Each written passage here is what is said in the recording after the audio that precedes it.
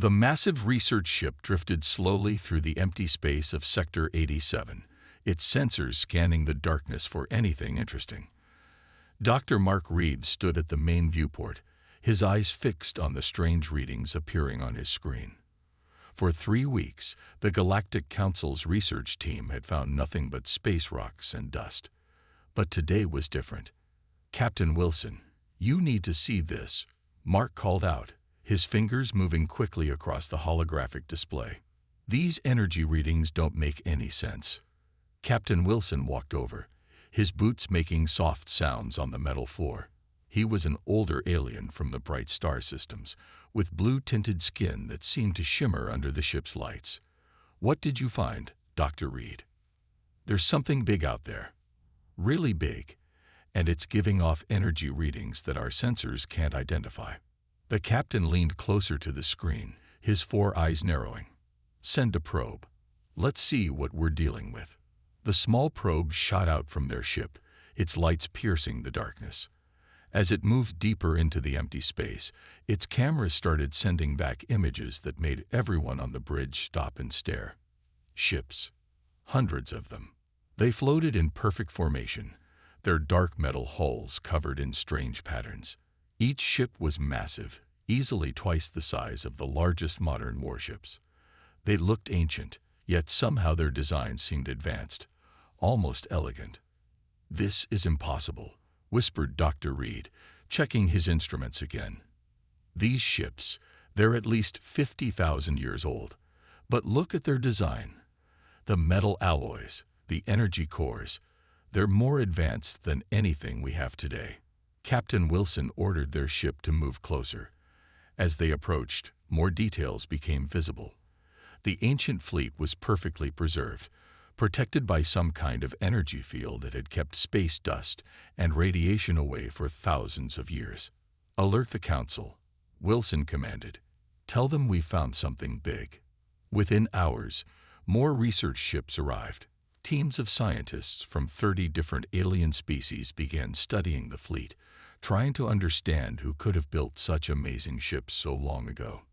"Look at these weapon systems," said Professor Green, another human scientist who had just arrived.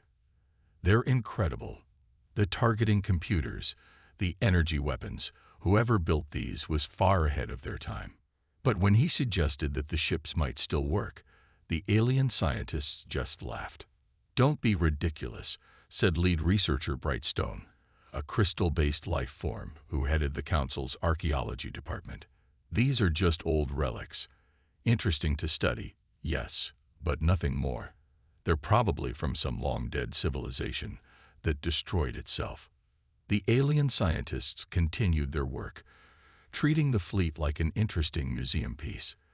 They took samples, ran tests, and wrote reports, but they never considered that the ships might be more than just ancient artifacts.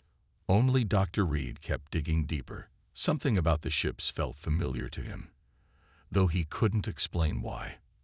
The way the corridors were designed, the size of the control panels, even the height of the doorways. Everything seemed built for beings about the size of humans. As the day ended, he found something that made his heart skip a beat. Hidden under layers of ancient dust, on a small panel near what looked like the captain's chair, was a symbol. It was worn and faded, but still visible, a circle with 12 stars around it. He had seen that symbol before, in the oldest human cave paintings on Earth, paintings so old that most historians ignored them, calling them primitive art from caveman times. But here it was, on a ship that proved someone had reached the stars long before any modern civilization. Dr. Reed kept this discovery to himself for now. He knew that if he told the others, they would just laugh again. But deep in his heart, he felt he was on the edge of uncovering something that would change everything they thought they knew about humanity's past. The ancient fleet held secrets, and he was determined to find them all. 2 weeks after the discovery of the ancient fleet, the Great Hall of the Galactic Council was packed with representatives from 100 worlds. Today was special. Earth was finally joining the Council as its newest member. Dr. Reed sat in the audience, barely paying attention to the ceremony. His mind kept going back to the symbol he had found on the old ship. He had spent days searching through Earth's historical records, looking for more connections. Ambassador Jack Thompson stood at the center of the hall, preparing to present Earth's history to the Council. As part of the joining ceremony, each new species had to share their cultural and technological journey. Honored Council members, Thompson began, activating the large holographic display. Let me show you humanity's path to the stars. The display lit up with images from Earth's history, from ancient cave paintings to modern spaceships. Dr. Reed watched without much interest until something made him sit up straight. There, in a picture of cave paintings from Australia, was the same symbol he had found on the ancient ship, the circle with 12 stars. Stop. Dr. Reed couldn't help himself. He stood up, breaking all proper council protocol. Ambassador Thompson, could you go back to that image? The council chamber filled with disapproving whispers. Captain Wilson, who was also attending, looked embarrassed for his crew member's outburst. But Professor Green, who had been studying the ancient fleet with Reed, suddenly understood. Council members, you need to see this, he said, standing up and connecting his data pad to the main display. This is what we found on the ancient fleet 2 weeks ago. The images appeared side by side, the cave painting and the ship's symbol. They were identical. This is just a coincidence, said lead researcher Brightstone, his crystalline form glowing with irritation. Many species use circles and stars in their art. It means nothing. But Dr. Reed wasn't finished. He quickly pulled up more images on the display. Look at the design of tools from humanity's Bronze Age, he said. Now look at these maintenance panels from the ancient ships. The basic patterns are the same. The way they're built, the mathematical principles behind them, they match. The council chamber grew quiet as more comparisons appeared. Ancient human pottery designs matched decorative patterns on the ship's walls. The proportions of old human buildings followed the same mathematical rules as the fleet's architecture. Are you suggesting, asked the council leader, her 6 eyes focusing on Dr. Reed, that humans built those ships 50,000 years ago? That's impossible. Your species was living in caves then. We think we were living in caves, corrected Ambassador Thompson, now fascinated by the evidence. But there are many gaps in our history, many things we can't explain. Professor Green stepped forward. Think about it. The ships are built for beings our exact size. The control panels are perfect for human hands. Even the atmosphere stored in the ship's tanks. It's exactly what humans breathe. Some council members laughed. Others looked worried. The idea that primitive humans could have built such advanced ships seemed ridiculous to them. But Dr. Reed had one more piece of evidence. We found this yesterday, he said, showing a new image. It was a handprint scanner found near one of the ship's bridges. It's sized perfectly for a human hand. And look at the pattern. 5 fingers, exactly like ours. How many species in the council have exactly 5 fingers like humans do? The laughter stopped. Out of the 100 species present, none had exactly the same hand structure as humans. Captain Wilson stood up. Council members, I think we need to take a closer look at these ships. And this time, we should let the humans take the lead. The council chamber erupted in debate. Some members demanded more proof. Others wanted to dismiss the whole idea. But they couldn't ignore the evidence that kept piling up. As the arguments continued, Dr. Reed smiled quietly. He knew they had only scratched the surface of this mystery. The real answers were still waiting in those ancient ships, and now finally, they would get a chance to find them. 3 days after the council meeting, Dr. Reed led a new research team onto the largest ship of the ancient fleet. This time, all the team members were human scientists, chosen for their different areas of expertise. Be careful what you touch, Dr. Reed warned as they entered the main bridge. These ships may be old, but they're far from dead. Professor Green walked to what looked like the captain's chair. He had been studying the strange markings around it for hours.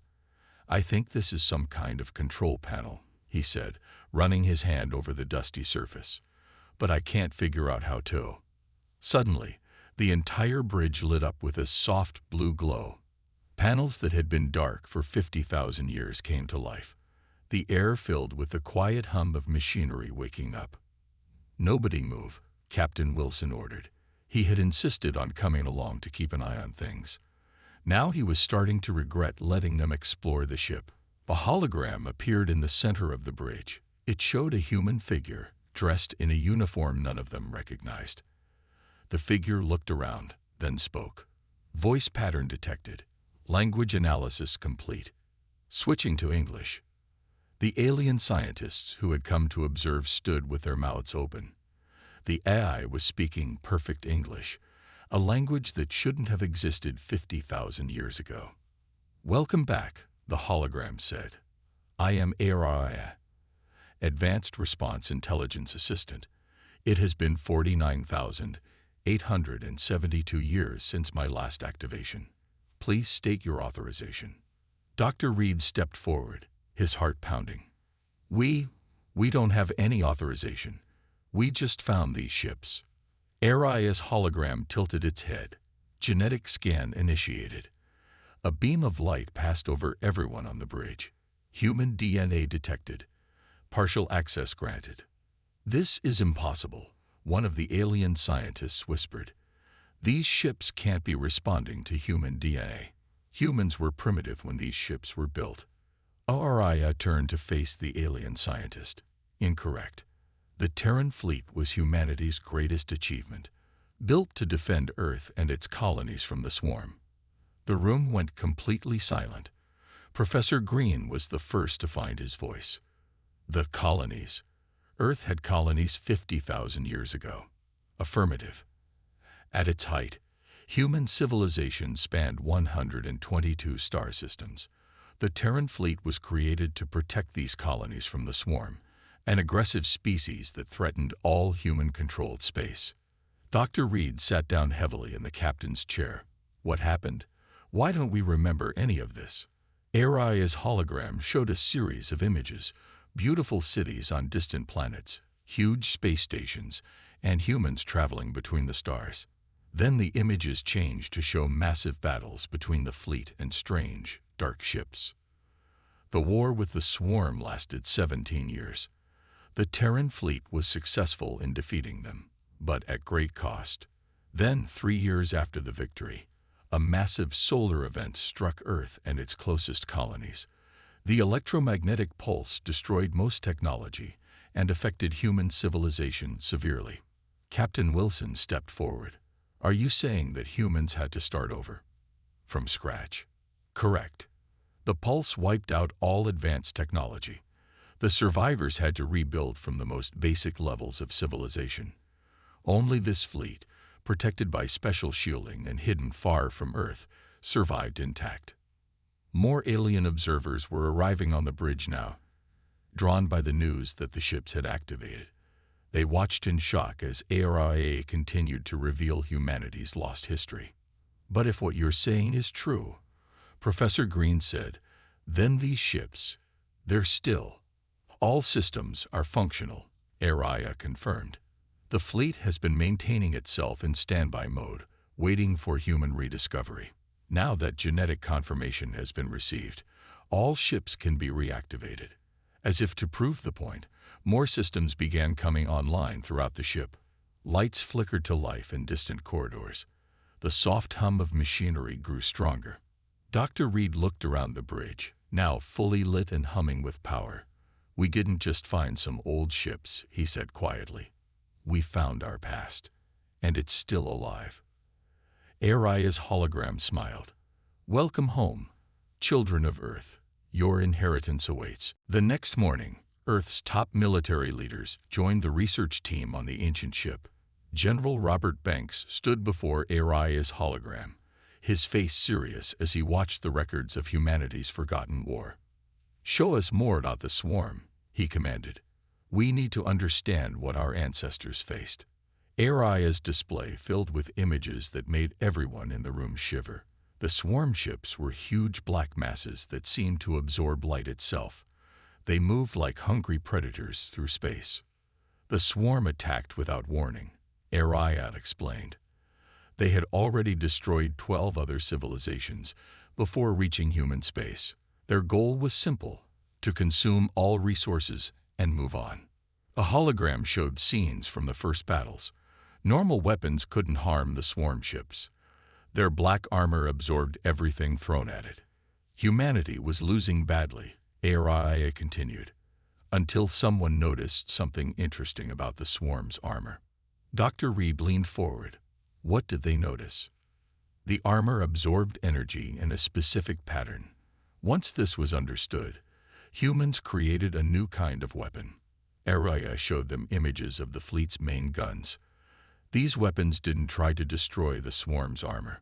They overloaded it, turning the swarm's greatest strength into a weakness. Professor Green studied the weapon designs. This is brilliant. The physics behind this.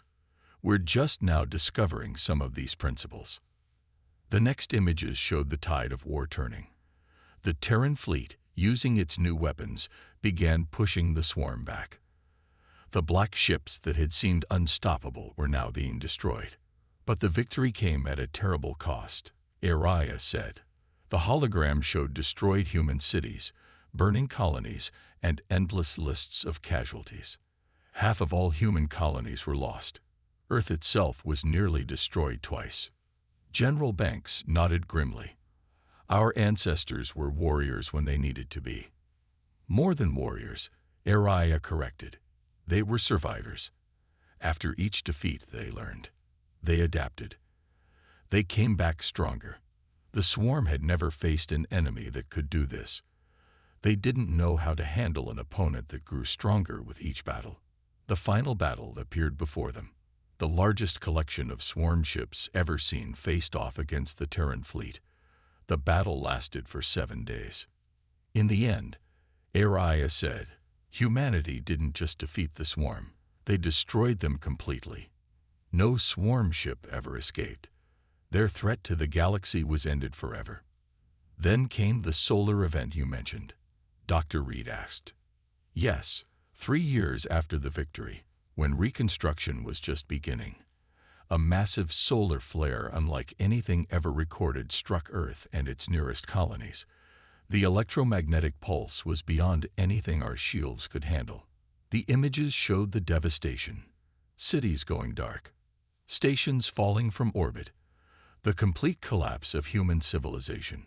The survivors had to start over with nothing, Ariad explained. Only the most basic skills and knowledge survived. Writing. Simple tools. Basic farming. Everything else was lost. Except for this fleet, Captain Wilson said. Correct. The fleet was too far away to be affected. I was ordered to hide the ships and wait, protecting them until humanity reached the stars again. Professor Green wiped tears from his eyes. All those people, everything they built, everything they knew, just gone. Not gone, General Banks said firmly. Just waiting. Like these ships were waiting. And now we found it all again. Ariad's hologram nodded. The fleet's database contains all the knowledge of that age. Technology, history, scientific discoveries, everything humanity knew before the collapse. Dr. Reed touched one of the control panels gently. Our ancestors faced an impossible enemy. They beat them. Then they lost everything except their most basic tools. And still, they'd rebuilt. Still, they reached the stars again. And now, Captain Wilson added, we have their legacy to help us go even further. Ariad's hologram smiled. The fleet is ready. The knowledge is preserved. The only question is, what will humanity do with its inheritance?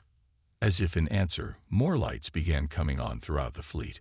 One by one, the ancient ships awakened, ready to serve humanity once again. 2 weeks had passed since Ariad revealed humanity's lost history. The ancient fleet's main ship was now filled with engineers, scientists, and military personnel from Earth, all working to understand their ancestors' technology. It's amazing, Dr. Reed said, watching a young engineer named Mike Peters work with one of the ship's systems. He learned in 2 days what would take others weeks to understand. Captain Wilson nodded. Araya says it's because the systems were designed by human minds. They follow patterns that make sense to us, even after 50,000 years. Mike stood up from the control panel he was studying. The power systems are incredible, he said, his eyes bright with excitement. They're like advanced versions of designs I've been working on. It's as if I already knew how they should work. Araya's hologram appeared beside them. Human intuition remains unchanged. Your minds still work the same way your ancestors did. This is why you can understand our technology so quickly. On the other side of the bridge, Professor Green was teaching a group of engineers how to use the weapon systems. The aliens who watched were amazed. While their scientists had failed to understand the ancient technology for weeks, humans were mastering it in days. "Watch this," Professor Green said. He pressed a sequence of controls, and a holographic targeting display appeared. The targeting computer doesn't just track where the enemy is. It predicts where they're going to be. It thinks like a hunter. "Like a human hunter," one of the alien observers muttered, finally understanding. Suddenly, alarms started ringing throughout the ship. Captain Wilson rushed to the main console. "What's happening?" "The fleet's systems are detecting human DNA signatures," Araya explained. "They're beginning full reactivation sequences." Through the viewport, they could see lights coming on across the fleet. Engines that had been silent for 50,000 years hummed to life. Defense shields sparkled as they activated. "It's beautiful," Dr. Reed whispered. The council had sent representatives to watch the reactivation. The same aliens who had laughed at the idea of human involvement now stood in awe as ship after ship responded to human presence. Lead researcher Brightstone's crystalline form flickered with emotion. "We were wrong," he admitted. "We thought we were studying relics. Instead, we were witnessing a homecoming." Mike called out from his station. "Dr. Reed, the power readings are off the charts. These ships, they're more powerful than anything we have today. The energy systems, the weapons, the shields, they're all far advanced." "How is this possible?" one of the council members asked. "How could you lose all this and still survive?" Araya answered, "Because the greatest strength of humanity was never their technology. It was their determination, their creativity, their refusal to accept defeat." As if to prove Araya's point, more human engineers were arriving on other ships in the fleet. Each vessel responded to their presence, systems activating, computers coming online. The ancient fleet was waking up, responding to the descendants of those who built it. Professor Green was studying data on his screen. "According to these readings, the fleet isn't just operational. It's been upgrading itself all this time. The self-repair systems have been making improvements for 50,000 years." "That's incredible," Captain Wilson said. "These ships are even more advanced now than when they were built." Dr. Reed touched the captain's chair thoughtfully. "Our ancestors built these ships to protect humanity. They filled them with their knowledge, their technology, their hopes for the future. And now, after 50,000 years, we're ready to take it all back." Araya's hologram smiled. "The fleet awaits your commands." "What are your orders?" Captain Wilson straightened his uniform. "First, we learn everything we can. Then we make sure we never lose it again." He looked around at all the humans working on the bridge, each one connecting with their ancestors' legacy in their own way. "This time, we'll build on what they left us. This time, we'll go even further." The ancient fleet hung in space, no longer dark and silent, but alive with power and purpose. Humanity had found its lost inheritance, and the galaxy would never be the same. 1 month after the fleet's reactivation, alarms blared through the Galactic Council's main chamber. Emergency signals were coming in from the outer systems. "We've lost contact with 3 border colonies," announced the council leader, her voice tense. "Something is out there, destroying our defenses like they weren't even there." Dr. Reed and Captain Wilson stood with Earth's delegation, watching as images appeared on the main screen. Dark shapes moved through space, destroying everything in their path. Their ships were unlike anything the Council had seen before. "Our weapons aren't working," reported a military commander from one of the Council's strongest species. "Their shields absorb everything we throw at them. We've lost 15 warships already." Professor Green, who had been studying the footage carefully, suddenly stood up. "Those energy readings. Captain, are you seeing this?" Captain Wilson nodded grimly. "Area," he called out, activating the hologram they now carried to council meetings. "Analyze those ships. Compare them to your records." Aria's hologram appeared and studied the images. Energy absorption patterns match historical records. "These ships are using technology similar to the swarm." The council chamber erupted in panic. Everyone had heard the story of the ancient war by now. They knew what the swarm had done to dozens of civilizations. "But you said humanity destroyed them all," someone shouted. "The swarm, yes," Aria replied calmly. "But they weren't the only ones to develop this technology. They learned it from someone else, just as others could have learned it too." More reports of attacks came in. The enemy fleet was moving fast, already destroying its way through 3 star systems. Modern weapons couldn't stop them. "The Council's strongest ships just tried to stop them," the military commander reported. "They were destroyed in seconds. We have nothing that can fight these invaders." "Nothing modern," Dr. Reed said quietly. Then louder, "Nothing modern can fight them. But we have something ancient." All eyes turned to the human delegation. Captain Wilson stepped forward. "The Terran fleet was built to fight exactly this kind of enemy. Our ancestors figured out how to beat these weapons 50,000 years ago." "That's ancient technology," one council member argued. "How can it possibly stand up to modern threats?" Mike Peters, who had become one of the fleet's best engineers, laughed. "Ancient. Those ships have been upgrading themselves for 50,000 years. They're more advanced than anything in the galaxy. And more importantly, they're built to fight exactly this kind of battle." Professor Green pulled up data from their training exercises. "The fleet's weapons don't try to overpower these kinds of shields. They overload them. Turn them against themselves. It's exactly what we need." "But the fleet has only been reactivated for a month," the council leader protested. "Your people are still learning how to use it." "We've learned enough," Captain Wilson said firmly. "Those ships out there are killing innocent people. They're using the same technology that nearly destroyed humanity once before. We won't let that happen to anyone else." Dr. Reed nodded.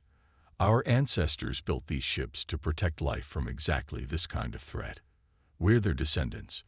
It's our job to continue their mission." The council chamber fell silent as the humans spoke. The same aliens who had once laughed at the idea of ancient human achievements now looked at their human colleagues with hope.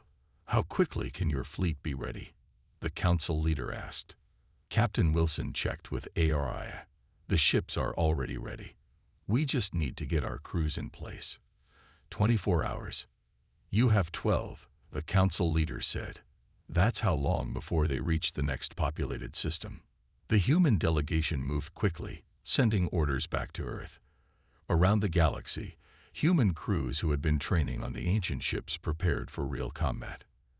As they left the council chamber, Dr. Reed caught Captain Wilson's arm. "Do you think we're ready for this?" Wilson looked at the latest battle footage, showing more council ships being destroyed by the invaders. "Ready or not, we're needed. And this time, humanity isn't fighting alone." Throughout known space, the ancient ships of the Terran fleet powered up their engines. The weapons that had once saved humanity from extinction were about to be used again, this time to save the entire galaxy. The ancient Terran fleet moved through space like a storm. 500 ships, each one powered by technology that had been improving itself for 50,000 years, headed toward the enemy fleet. On the bridge of the flagship, Captain Wilson stood with his crew, ready for battle. "Enemy ships detected," Aria announced. "Their energy signatures match our tactical data. They're using the same shield technology as the swarm. Just like our ancestors faced, Dr. Reed said from his station. He had insisted on being part of the crew, wanting to see humanity's legacy in action. The enemy ships appeared on their screens. 30 massive vessels using their advanced shields to absorb all attacks from the Council's modern fleet. They had already destroyed 300 of the Council's best ships. All crews, this is Captain Wilson. He broadcast to the entire Terran fleet. Our ancestors built these ships to protect life in this galaxy. Today, we continue their mission. Battle stations. Professor Green's voice came over the comm from another ship. Energy weapons charged. Shield overload systems ready. Remember your training, Captain Wilson said. Don't try to destroy their shields. Overload them. Turn their strength into their weakness. The enemy noticed them approaching and turned to attack. They clearly expected these strange ships to fall as easily as the Council's modern fleet had. They were wrong. Fire pattern Alpha, Wilson commanded. The Terran fleet released its first attack, not the simple energy weapons the enemy's shields could absorb, but complex patterns of energy designed to trap and overload their defenses. Direct hits, Mike reported from the weapons station. Their shields are trying to absorb our attack. And failing. On the main screen, they watched as the first enemy ship's shields flickered and died, overloaded by the ancient weapons. The ship itself followed moments later, torn apart by its own collapsing defenses. The enemy fleet quickly changed formation, trying to adapt to this unexpected threat. But the Terran fleet was already moving to its next attack pattern. 50,000 years of automated improvements making the ships faster and more agile than anything in space. They're trying to retreat, someone shouted as the enemy ships began turning away. Not this time, Captain Wilson said firmly. Our ancestors made sure the swarm could never threaten anyone again. We'll do the same with these invaders. The battle that followed was unlike anything the watching Council ships had ever seen. The ancient fleet moved like a single organism, each ship supporting the others perfectly. Their weapons didn't just destroy the enemy ships. They took apart their defenses piece by piece, turning their greatest strength into their destruction. In less than an hour, it was over. The enemy fleet that had seemed unstoppable was completely destroyed. Not a single ship escaped. Battle report, Wilson called out. Enemy fleet destroyed. Area confirmed. Terran fleet casualties, 0. All ships functioning at optimal levels. The Council observation ships moved closer, their crews still stunned by what they had witnessed. The same fleet they had once dismissed as ancient relics had just saved the entire galaxy. Captain, Dr. Reed said quietly, look at the long-range scans. Word of the battle is spreading. Every civilization in range is celebrating. They're calling it the second victory. Professor Green's voice came over the comm again, filled with pride. Just like our ancestors, humanity stood against impossible odds and won. Twice. Captain Wilson smiled. No, not just like our ancestors. This time we fought to protect everyone, not just ourselves. And this time, we're not losing our legacy. The Council leader's voice came through on all channels. People of Earth, you have saved us all. The galaxy owes you a debt that can never be repaid. Actually, Dr. Reed said, we're the ones who owed a debt. To our ancestors. They built these ships to protect life in the galaxy. Today, we finally fulfilled their mission. As the Terran fleet turned toward home, Ari's hologram looked at the humans on the bridge. Your ancestors would be proud. You've taken their legacy and made it even greater. The ancient ships moved through space, their power no longer hidden, their purpose finally fulfilled. And in every corner of the galaxy, the story spread. The story of how humanity's past had saved everyone's future. The story of how they had laughed at the ancient fleet until they realized humans built it.